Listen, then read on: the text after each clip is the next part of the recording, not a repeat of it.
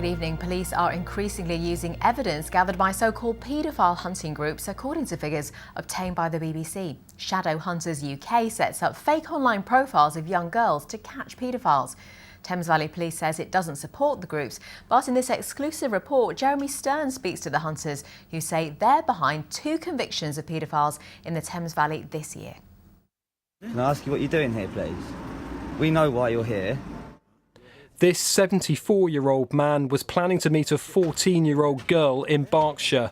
Instead, he was confronted by 2 adults. The teenager he thought he was chatting to online was in fact a mother of 3 in her 30s.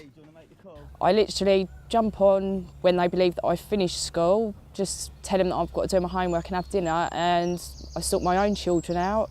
As soon as they go to bed, I'll decoy then. Chelsea and JR are members of a group called Shadow Hunters UK. They've interacted online with dozens of suspected paedophiles. None of it's entrapment at all. They're told our age they've got the option to block us, delete us, not talk to us. They choose to carry on with the conversation. A Freedom of Information request suggests these vigilante-style groups are becoming increasingly influential.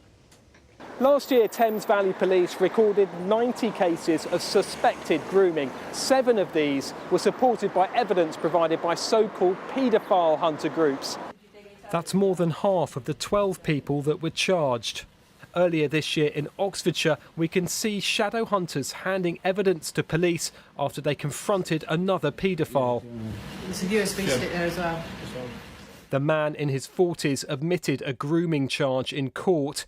In a statement, Thames Valley Police said, "Identifying alleged paedophiles is best left to the police, who can ensure vulnerable victims are protected. Revealing the identity of suspected paedophiles gives the suspect the opportunity to destroy evidence before the police can investigate them." JR and Chelsea say the officers they've met have praised their work. Basically, we're giving the police a full case.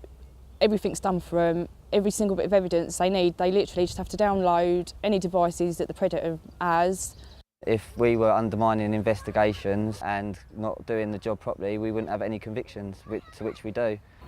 His claims are backed up by national figures. At least 150 suspects were charged in 2017 following investigations by so-called paedophile hunters. Jeremy's with me now in the studio. What's been the reaction?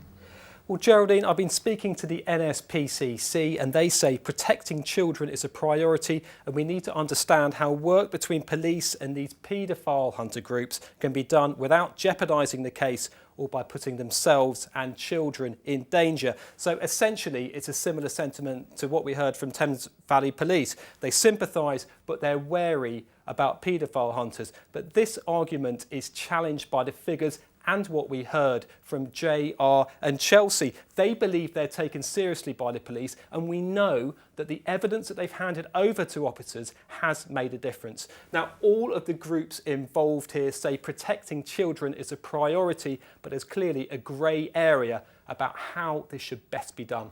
Jeremy, thank you.